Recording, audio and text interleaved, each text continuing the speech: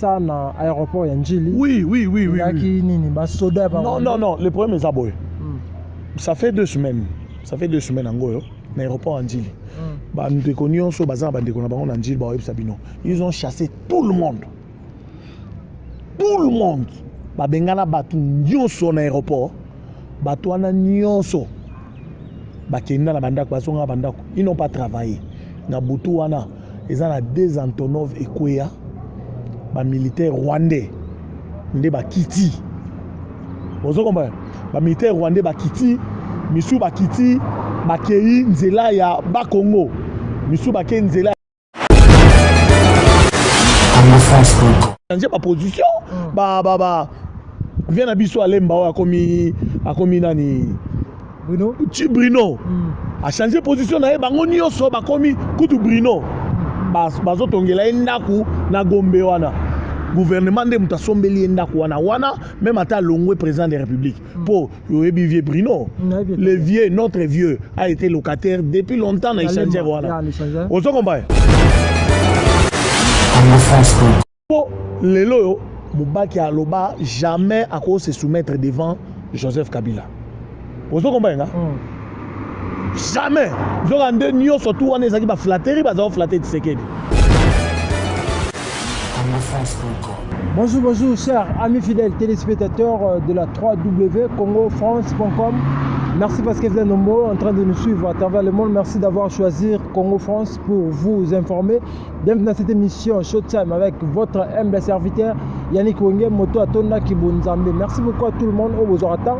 Il y a côté la émission la biso toujours dans le cadre de la émission la biso toujours le bela tout le bela la mboka vraiment combattant to ya marabon balobara pour na mboka Congo to éviter ce tozo kende wapi.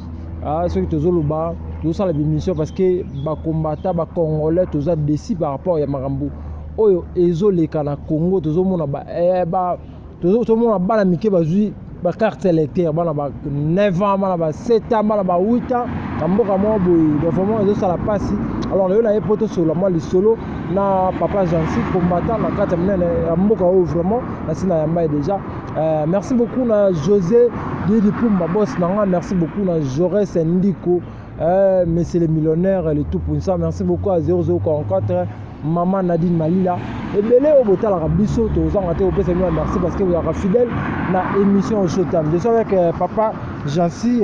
Bonjour papa Jansi. Oui, bonjour. Bonne santé. Oui, santé c'est normal hein. Merci beaucoup papa bata poto botala yo Congo mobimba partout le monde entier botala yo par rapport ya mboka la biso mamne nzo commander mamezo kende yo kutolinga ke otika combat par rapport ya liwa papa Tshisekedi. Est-ce que ozongeli to zanuka libanda kaka nde ozaki mal desi po to zaka toi émission toi le bosso vraiment desi. Bon bande ko belé ba bengi ngai hein. Bande ko belé ba bengi ngai bande ko Tchécoslovaquie, Australie, Amérique, États-Unis, ba msu ba benga parti à Canada, ba benga partout ba conseiller ngai. Ba vito ko tika litité. To ko tika litité tant que mboka na biso ezo kende na okufa. Alors donc nayoki le concert bandeko tozo bunda na continuer combat na lingai natika combat mais natiki susute na continuer combat donc na minute oyo tozo bunda pour to récupérer mboka na biso on se comprend donc nous sommes des combattants au tobandi kala toza ba combattants tobandi kala en Afrique du Sud pour na lutte ya mboka na biso to ngai to tika mais moi otika soezate donc to continuer combat on a jusqu'à la fin. Merci beaucoup. Par rapport ya ba makambo bele ya élection na mboka na biso to zo baté na to yoka paraît-il président Joseph Kabila leki na télévision moi lobi que na élection na Congo est impossible pour ça la mato élection kozala te na année oyo na habité bilo bo na makambo wana comment par rapport ya mandat ya papa Joseph Kabila ndenge mambo kende élection kozati bon mon année. Non le problème est ça boy. Non Joseph Alobike il n'a rien promis aux Congolais. Vous comprenez? Donc Congolais mon côté a devoir Joseph Eloko. Donc azo promettre Eloko mon côté. Vous comprenez le problème toi nango? Bon un président de la République normalement ne peut jamais dire ça.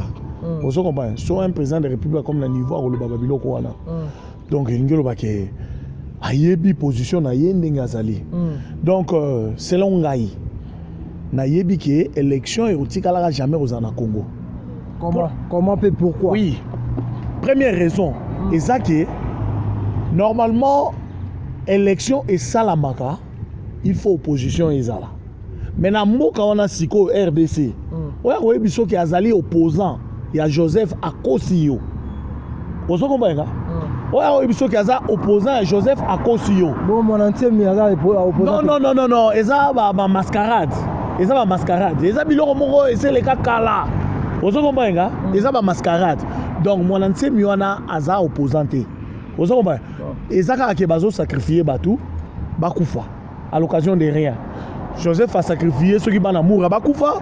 Mon ancien a sacrifié ceux qui moi la population na yo ba elanda wana. Aza ba soldate. Vous comprenez? Opposant zate. Côté ya IDPS. Opposant Otozaki na yezali papa Etienne Tshisekedi. Papa Etienne Tshisekedi a koufi batu nyonso ba changer position na bango. Katebe Katoto a changé position na ye. Valentin Moubaki a changé position na ye. Yomo ozomona batu nyonso Sami Badi banga ba changer ba position.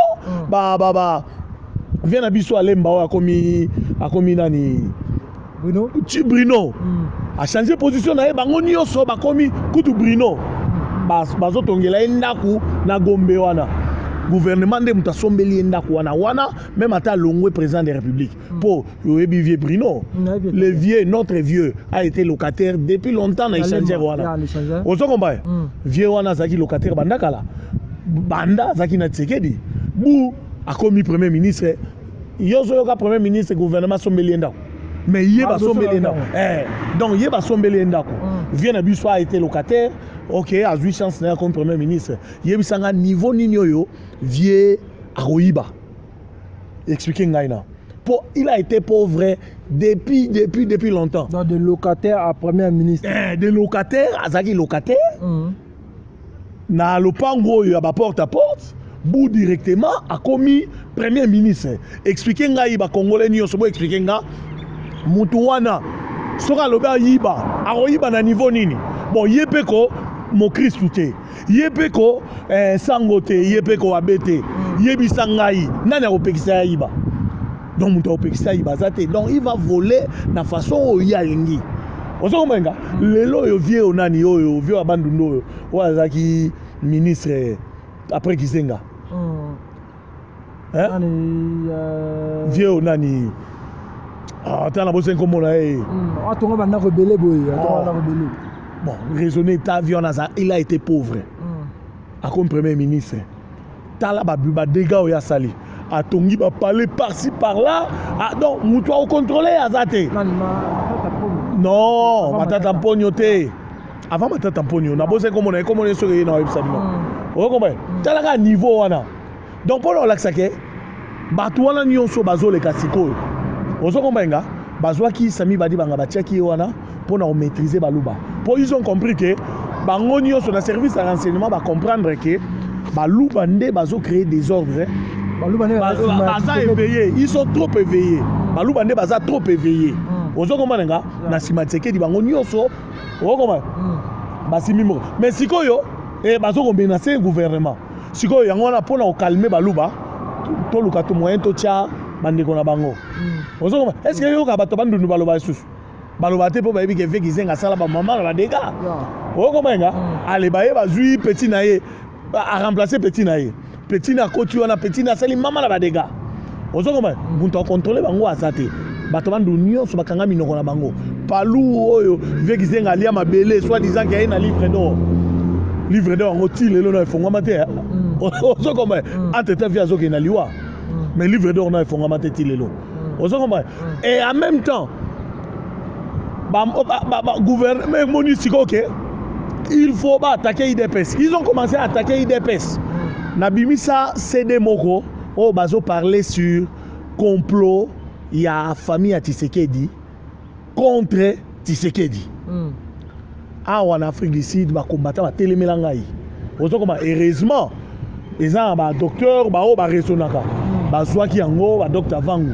bazwaki yango ba étudier yango ils ont vu que c'était vraiment marambwana ozo komanga lelo yo Chilombo a remplacé IDPS, a remplacé Tshisekedi na IDPS. Donc, na IDPS wana, batu ya ko remplacer Tshisekedi bazakite. Chilombo ka ni moko. Oh, na pesi bazakari raison. Zakara lobaki yango bon matabo kita.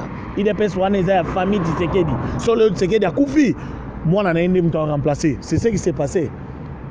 Azana critère moko te oyo akokai ko remplacer Tshisekedi. So le mona il ya Félix Tshisekedi donc yaki na moi vraiment après la mission. C'est un aventurier tout fait. C'est un aventurier tout fait. Il y a ici batuke non, pas marcher les 10. Les 10 voilà batoizo se préparer pas marcher, il y a qui na 10 abeba na Éthiopie. Ozo comprendre. Pour la que aibi ne kuba makambo na te. Ndenge zala. Ozo comprendre ngai biso toza ba combattant depuis RDC. Il y a IDPS. Mais lelo nazo bunda combat.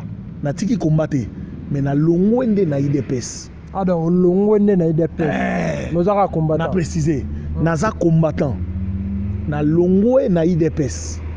Par rapport à Félix Nda comme président de Bomé que la 21 au Panza. Non, bah aventure pour les loyo Moubaki Aloba jamais à cause se soumettre devant Joseph Kabila. Vous comprenez Jamais. Vous avez un surtout on est flatterie, bah ça flatter Tshisekedi. Mais le lot Tshisekedi à longwe. Moubaki a appelé Joseph Kabila le président, son excellence président.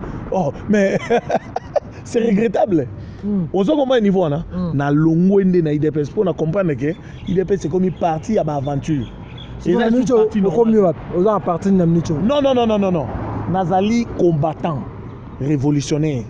Comme tout autre combattant au bazar en Afrique du Sud, Tozo Bunda, Toluka stratégie, les voies et moyens, comment chasser les Rwandais dans notre pays.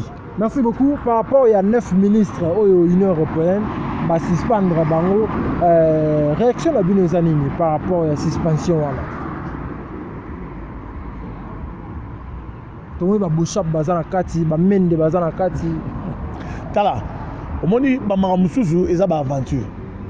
On sait comment il y a Bamamusuzu est à aventure, Bamamusuzu est à Rolandate.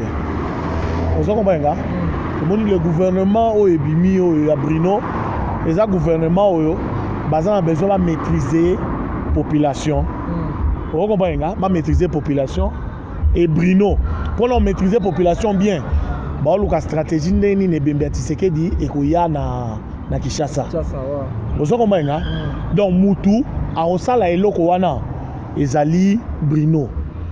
Après, je crois bien, je ne crois pas que le gouvernement est Brino et que ça là plus de 6 mois. Donc le gouvernement a payé, ils ont éphémère. Caractère au kaka et se dissoudre nango. Vous comprenez? Donc ils ont juste pour maîtriser la population. Donc la suspension l'Union européenne on les a aventure. Vous comprenez? Les a aventure. Joseph na minute oyo azana concurrent mon côté. Joseph azana opposant mon côté. Non, ce sont des aventures. Olenganko c'est un aventurier. Vous comprenez? Olenganko c'est un aventurier. Bango nyonso wana bakendaka pa Tshisekedi. Olenganko yazo wele lazara pembeni ya Bruno. Olenganko yazo wele la tala na ba image au monde azo wele la. Pour nini bayibi ke baliaka na bango. Ils bouffent l'argent. Oyazo souffrir sa population. C'est l'opposant. Oh, ils ont un opposant moko azana kati ya RDC. Ils ont peuple. Vous comprenez? Peuple. Mais le premier mot tozana moto yo ako diriger peuple azate. Moto ako diriger peuple azate. Parce que peuple aza na choité. A comme le roi babenga brebis égarée. On a Bible. Donc peuple a commis brebis égarée. Donc peuple congolais partout au bino bozali. Vous comprenez? Ici en Afrique du Sud. Les gens comme tel mais nous sommes en train de nous préparer. Ndenge ba Rwandais bazaki ko se préparer. Bisope to lukito luka stratégie moko. Bisope to banda ko se préparer comment attaquer les Rwandais. Comment attaquer Batouana nyonso bazote mais la biso peuple congolais. Paraît-il des avions qui na Kinshasa na aéroport ya Njili. Oui. Non, le problème est aboy. Ça fait 2 semaines. En Goyo, l'aéroport en Njili. Ils ont chassé tout le monde. Bengana batu nyonso na aéroport. Batu ana nyonso. Bakenda na bandako basonga bandako. Ils n'ont pas travaillé. Na butu wana ils ont 2 Antonov Ekwea. Ba militaire rwandais. Nde bakiti. Bozo comprendre. Ba militaire rwandais bakiti, misu bakiti, bakei nzela ya Bakongo. Misu bakei nzela ya Bandundu. Bozo comprendre nga. Pona nini?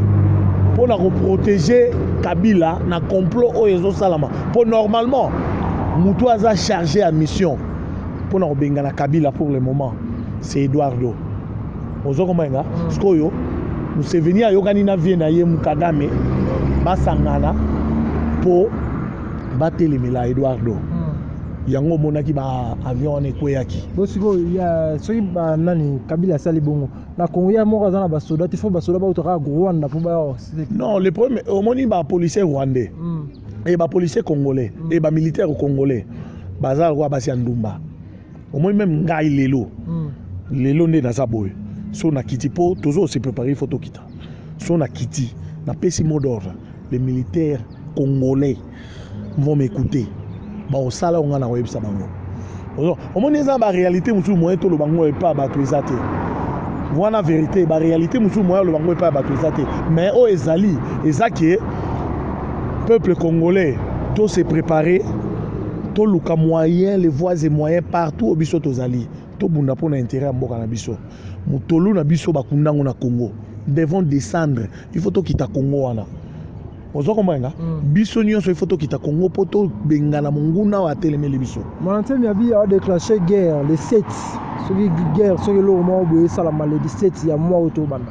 Tala monantemi en tout cas na bonelio na kombo ya Mfumukimbangu na kombo ya Lumumba na kombo ya batu nyonso babunda po na intérêt mboka na biso tika ba aventure yozo sala. Tika ba aventure yozo sala, bozo sala eloko moko pona ko protéger intérêt ya Kabila na ba Rwandais. Bozo sala eloko pona ko protéger intérêt ya Kabila na ba Rwandais. Boti kabiloko oyo mwana nsemi. Boti kabiloko oyo bozo boma population. Population ezo kufa à l'occasion de rien et lo mo rezo sala maté. Boze la force ezo utalibanda ezo ya yango nde muteko bengana. Po bino na kati kuna bozo sa elo moko te. Et nous on n'aura pas besoin de tous ces politiciens. Aux politiciens nyonso to ebibino, soi-disant des opposants dynamiques, radicaux to ebibino. Vous bouffez l'argent, il y a Joseph Kabila, vous ne faites absolument rien. Et vous nous avez promis que il faut vous à la permettre d'un ennemi pour vous combattre très bien. Mais vous ne combattez pas, vous ne faites que bouffer de l'argent. Alors pour nous, nous ne voulons pas bino pour continuer dans musala wana. Donc tous on a besoin de binoté ba moki wana nyonso. To lingi binoté. Ba olenga nkoi. Ba onani comme esu nani. Ba onyo bino nyonso wana. Katebe katoto kutu a commandé déjà mon Joseph. Moni, mon Joseph déjà talaka. Mon Joseph. Donc ba katebe katoto bango tu bakende. Ozo komenga. Biso to tikali peuple congolais to bunda.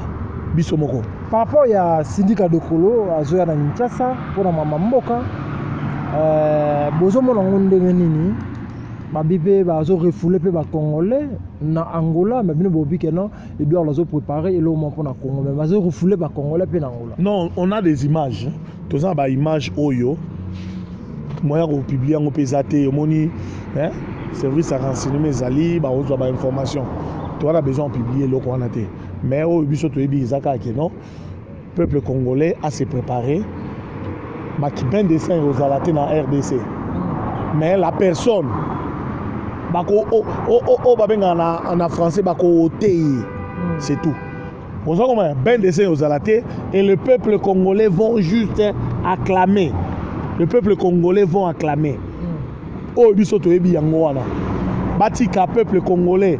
Mwana nsemi bundu dia Congo botika biloko oyo botika ko boma population mwana nsemi pona intérêt na yo na famille na yo ozo bomisa batu to boyi eloko wana to lingi yango te to lingi ben de sang lisusu te na Congo peuple congolais akufi ebele mutu moko alobelaka yango te plus de 12 millions bazo kufa chaque jour bato bazo kufa mais mutu moko alobelaka yango te Nations Unies alobelaka yango te kaka biso moko ba congolais ka nde tozoleka na ba média boye nde tozolobela yango ba découvrir ba nani ba uti ko découvrir ba fausse commune na Maluku na niveau Maluku kuna mais bazolobela yango kaka te bazosala pe eloko moko te alors mwana nsemi toboyi pain de sang na kati ya RDC vananien tu n'es pas opposant bouffe ton argent ndengo zolia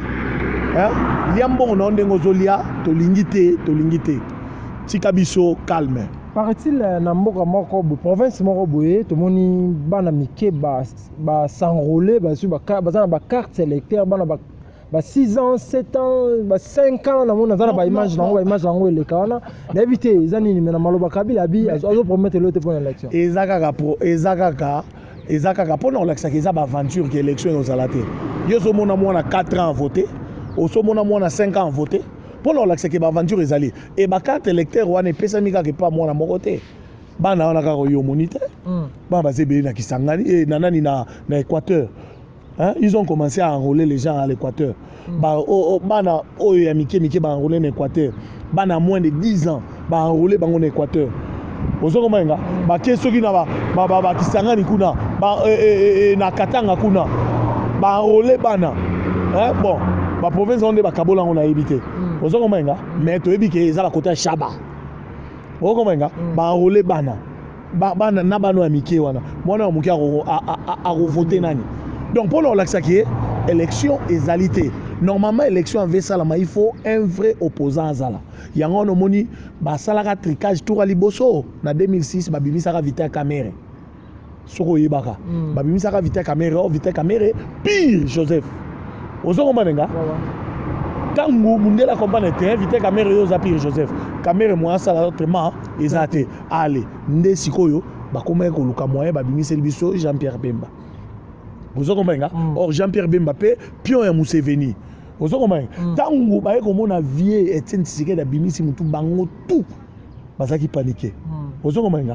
Ils étaient paniqués sérieusement. Tu sais ce qui s'est passé? Au moment ils ont la réalité musu moya obetango ezate. Vous comprenez?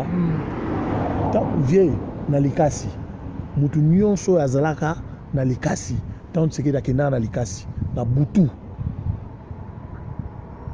Tshisekedi akutana na léopard bato tout bapanzana Tshisekedi atikala asolola na léopard wana ya masolo akati na oyebisa osiko asolola na léopard pendant plus de 15 minutes basololi léopard wana nani point d'interrogation ozo komba Tshisekedi avait causé avec Mobutu léopard ozo komba après wana quand Tshisekedi aye apusani côté bat bazaki bato tout bazoka moi tout ba beke Tshisekedi a dévoré mais ba compas était Tshisekedi a zongi léopard à limo à mon amité ba tout ni Tshisekedi a dit non j'ai causé avec le léopard ba solo naye sur les élections na Congo ozo komene maso moi ezaki masolo akati omoni eza masolo mususu moi opanzango ya kolobabo mais na pesi binoka à moi briefing pour na relaxer binoke eza ba réalité na ba koko na biso nyonso ba telemi pour na mambo RDC ngwanda lelo azawapi. Est-ce que ngwana bino boyoka ngwana oloba susu ngwana oloba nini po opposant na ya sakei opposant ya za combattre kufi a oloba su eloko monte ozo komenga vrai kutu tala omoni vrai oyo babengaka oyo asala haute trahison vrai traître na kati ya RDC wana c'est vieux la ngwanda mutu aliboso a sala trahison haute trahison bino pe bokoti. Merci beaucoup, chers amis fidèles téléspectateurs. Nous sommes arrivés à la fin de cette émission. Yannick Wenge, moi, Nzambe, Moto Atonda Kibonzambe, Nazarine Sengo. Il y a co-présenté une émission au Showtime. Yannick Wenge, na présenté un Sengo pour le bac. vous avez révélé partout dans le monde entier, Afrique du Sud, partout où la émission Abisso, merci beaucoup, Jaurès Ndiko, le tout-puissant Messie le millionnaire, merci beaucoup encore dans les boss José Didi Pumba, toujours une opportunité, merci beaucoup dans 0044, Maman Nadine Malilaya, Dr Alain Kombo, merci beaucoup à tout le monde, au toujours vous avez connecté dans Congo France pour vous avoir information sur le solo dans Congo France, merci beaucoup, si ma caméra dans Cédric Toukou, merci beaucoup à tout le monde qui a suivi cette émission, d'ici là, portez-vous bien avec l'espoir de vous retrouver au prochain numéro. Je salue tous les combattants d'Afrique du Sud. Je salue les combattants d'Afrique du Sud. Intérêt. Pour presque en Afrique du Sud, presque combattants. Donc, tous les combattants, en tout cas, restez branchés. Ingeta, Tokolonga. Ingeta. Ciao.